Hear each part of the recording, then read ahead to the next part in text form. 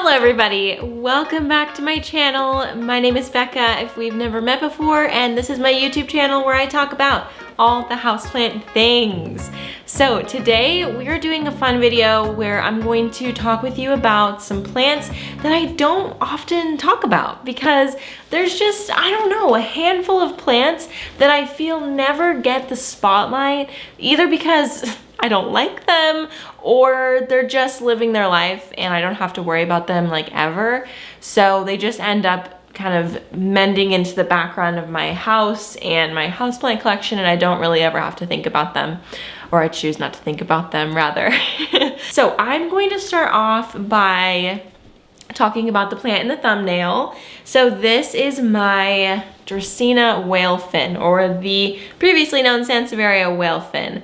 And yeah, I love this plant. I actually purchased it locally. I actually bought a pot with like, I don't know, 11 or 12 individual fins in it, and I ended up dividing it and either giving them away or selling them or whatever else.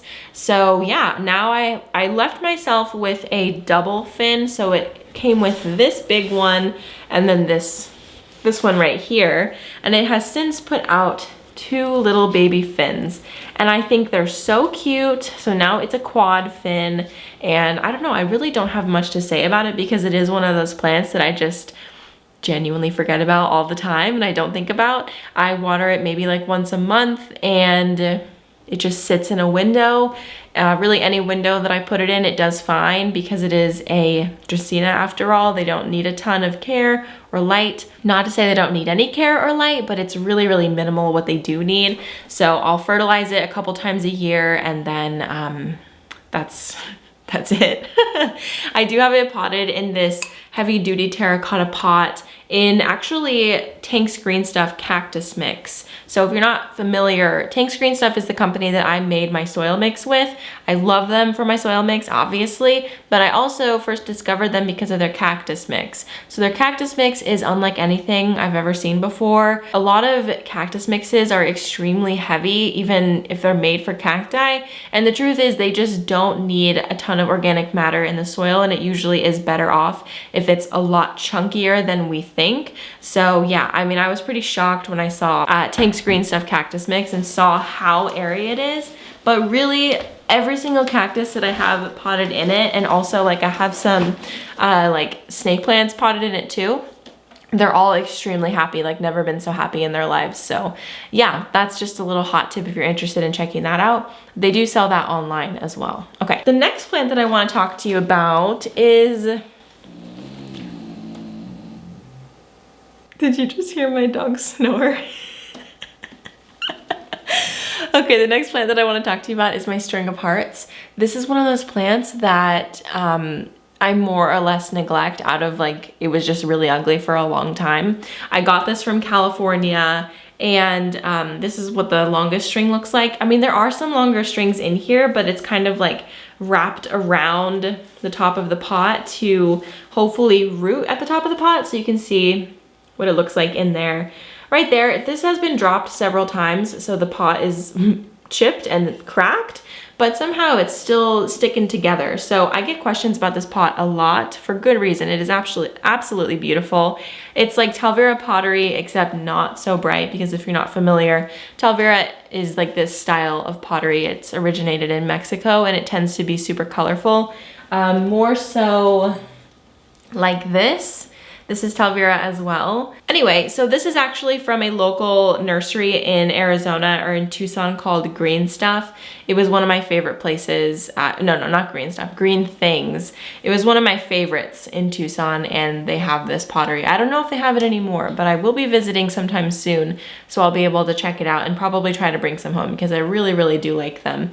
But anyway, like I said, I got this in California in March 2019 when I was, you know, just doing a little road trip where I hit up a bunch of planty places and tried to buy a bunch of stuff.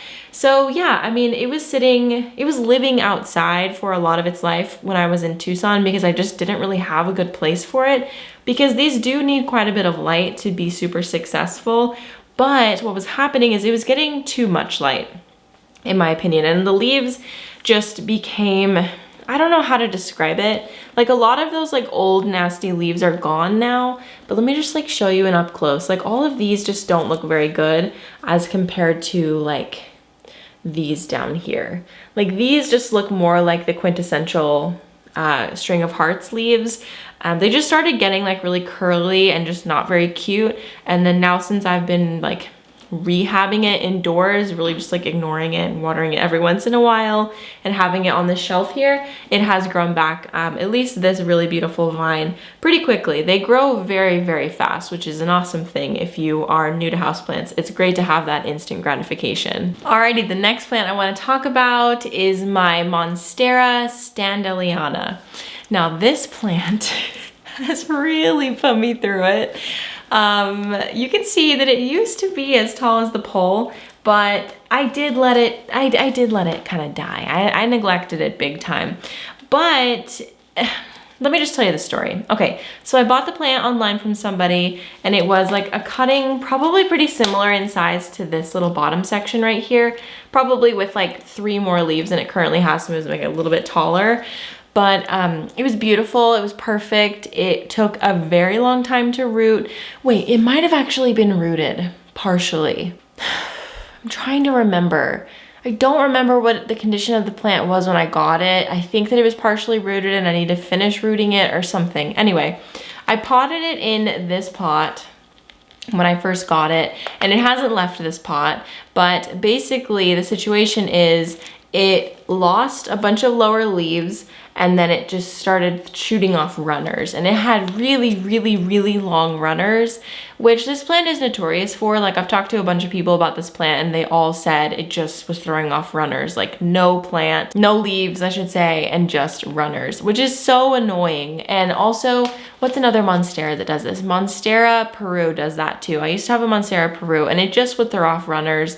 Sometimes there would be a leaf, but usually it was just runners. I gave it so much light, I gave it everything that it needed, and it still chose to do that, which was super disappointing. But it kind of deterred me from Monsteras like this because it's just not very fun to keep plants like this. Now it is exciting, like it's more exciting now because it did put off this branch that is like really pretty, but it put off another branch like further up here. I don't remember where it was, and I just barely hit it and it fell off. So I'm trying really hard to root it in sphagnum moss in my greenhouse cabinet, but like right when this plant was getting back on track, I freaking broke it and I was so upset, and it's just a really, really difficult plant to root. So just keep that in mind.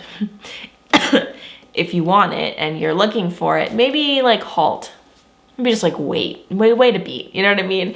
But anyway, it is really pretty and really cute, but like I said, I don't know if it's worth it, and I think that's why I don't really show it too often, because it is a bit of a disappointment to me and also just a huge point of frustration in my plant journey. It definitely doesn't need this long pole anymore, but this one probably like could use some work. I'd probably need to repot it and like refresh the soil, probably pot it in De La Tanks because it's in like my old mix. You can see my old mix was like really big pumice and some organic matter and like orchid bark, and it holds up really, really well. That's pretty much what we designed the De La Tanks mix off of, was my original mix. I don't know what to say about it. There's a reason why I don't show it that often, but there's also a reason that I keep holding on to it, and I think that it's because I have hope that someday it will look better and like be a better plant for me, but we'll just have to see. But I'm holding on to it just in case it does get better. The next plant that I want to show you is my Philodendron MICANS, which is definitely one of my favorite plants. So this is why I'm kind of confused why I never show it, but it's also in that same little Talvera pot that my string of hearts is in, just a smaller version. And yeah, this is also in my original soil mix. I haven't repotted this in quite a while. Oh, I got paint on it. Oh no, I'm painting the room that it sits in and I got paint on it. Anyway, it's just a really consistent grower, and actually the leaves, like, it feels thirsty right now, but like actually it does get thirsty pretty often lately, so it might need to be, ouch.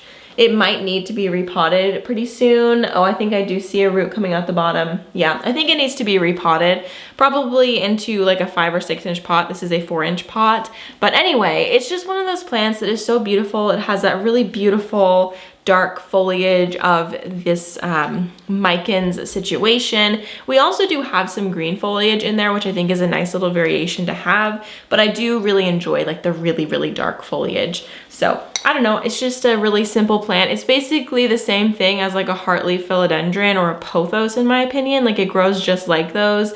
It is a little bit, like it takes a little bit longer to root than those ones in my opinion, but for the most part, it's a great plant. And also, let's take a moment for this macrame hanger. I made this. This is one of my fun designs that I've made a few times. I just love this design. I think it's so cute. It's really easy. It's just square knots, except they're not like right up against each other. They're just like spread out a little bit, you can see.